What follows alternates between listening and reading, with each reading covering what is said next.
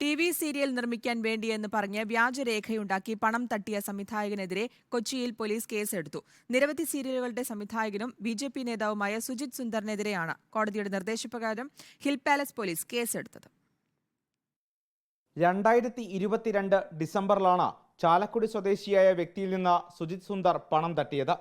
അരികിൽ ഒരാൾ എന്ന പേരിൽ സീരിയൽ നിർമ്മിക്കാനെന്ന് വിശ്വസിപ്പിച്ചാണ് 8 ലക്ഷം രൂപ തട്ടിയത്.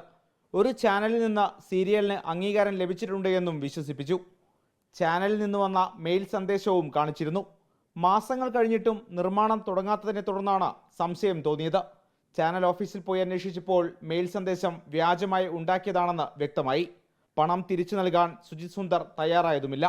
തുടർന്നാണ് പരാതിക്കാരൻ കോടതിയെ സമീപിച്ചത്.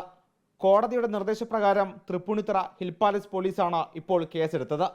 കഴിഞ്ഞ വർഷം BJPയിൽ ചേർന്ന സുജിത് സുന്ദർ നിലവിൽ കൾച്ചറൽ സെൽ സംസ്ഥാന കോർഡിനേറ്ററാണ്.